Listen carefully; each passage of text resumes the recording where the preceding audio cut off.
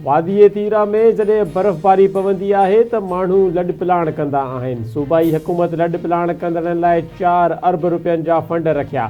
लॾ पिलाण खे बहरान जी शिकल ॾियण जी कोशिशि कई पई वञे। KP हुकूमत पंहिंजी नाकामी जो मलबो फ़ौज या अहिड़े ऑपरेशन ते किराइणु चाहे थी जंहिंजो वजूद ई नाहे। दिफ़ा वारे वज़ीर ख़्वाजा आसिफ़ जी इतलात वारे वज़ीर अता तारण ऐं कोआर्डिनेटर अख़्तियार वली सां गॾु इस्लामाबाद में प्रेस कॉन्फ्रेंस। संदसि चवणु आहे त 11 डिसंबर ते हिकु जिरगो थियो हो। जिरगे सूबाई हुकूमत सां कामयाब ॻाल्हियूं कयूं।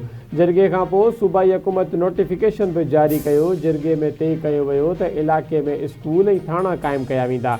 सूबाई हुकूमत ऐं जिरगे विच में किथे बि फ़ौज नज़र नथी अचे। वादी तीरा में केतिरनि ई सालनि खां ऑपरेशन नाहे थियो। उहे सभु मफ़रूज़ा आहिनि। KP हुकूमत जा मुफ़ाद TTP सां जुड़ियल आहिनि। वादी तीरा जी अवाम जी फलाह ऐं बहबूद तरजीह आहे। हैदराबाद जी अदालत नामियारी शाइर डॉक्टर आकाश अंसारी जे क़त्ल केस में संदसि वेगे पुट जवाबदार शाह लतीफ़ खे फाही जी सज़ा ॿुधाए छॾी। Model criminal court J first and session जज महफ़ूज़ कयल फ़ैसिलो ॿुधाए छॾियो।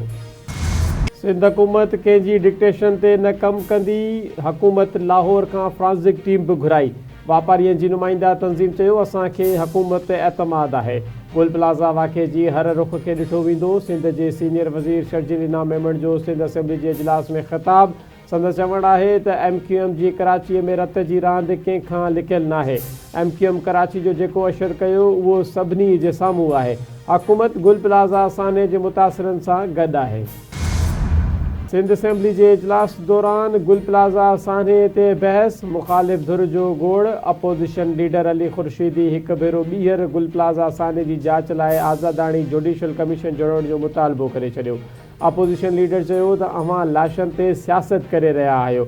मौजूदा हुकूमत जी कंहिं ॻाल्हि ते भरोसो नाहे। भले सिक्योरिटी वापसि वठो पर अवाम जी ॻाल्हि कंदासीं। घरू वज़ीर ज़ियाउल सलंजार चयो त कमिश्नर जी सरबराही में जोड़ियल टीम साने जी जांच करे रही आहे। गुल प्लाज़ा साने ते पॉइंट स्कोरिंग न करणु घुरिजे।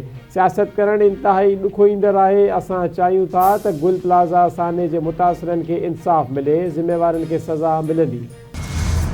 गुल प्लाज़ा साने जे हवाले सां काबीना 5 रुकनी कमेटी जोड़ी आहे जेका जांच रिपोर्ट जी रोशनी में फ़ैसिला ऐं कार्रवाइयूं कंदी।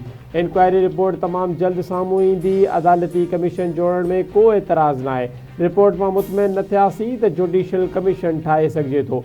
सिंध जे सीनियर वज़ीर शर्जील इनाम मेमण जूं सिंध असेंबली ॿाहिरां मीडिया सां ॻाल्हियूं। संदसि चवणु आहे त हाफ़िज़ नईमुर रहमान जी ॻाल्हियुनि खे हिक कन मां ॿुधी ऐं ॿिए कन मां कढी छॾियो। जमहूरी तरीक़े सां एहतजाज सभिनी जो हक़ आहे।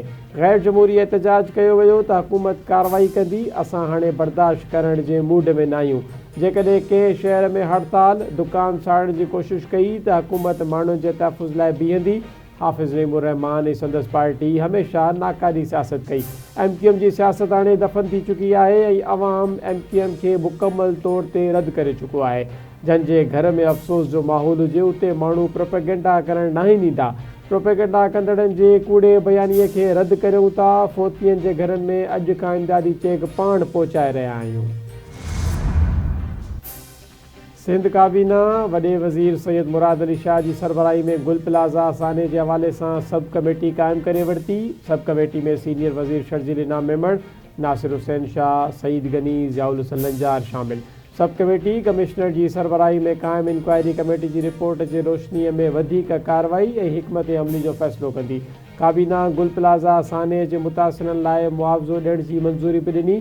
फ़ौतियुनि जे पोयड़नि खे 1-1 करोड़ रुपया ॾिना वेंदा। वॾे वज़ीर जो चवणु आहे त मुतासिर दुकानदारनि खे 5 लख रुपया किचन ऐं यूटिलिटी ख़र्चनि लाइ कमिश्नर ज़रिए अदा कया पिया वञनि। असां सभिनी जी ज़िम्मेवारी आहे त मुतासिरनि खे हर मुमकिन रिलीफ फ़राहम करियूं। मुतासिर दुकानदारनि खे 1-1 करोड़ रुपया बिना व्याज जे कर्ज़ फ़राहम कयो वेंदो। मुतासिर दुकानदारनि खे 2 महीननि अंदरि कारोबार शुरू करण लाइ दुकान जी सहूलियत फ़राहम कई वेंदी।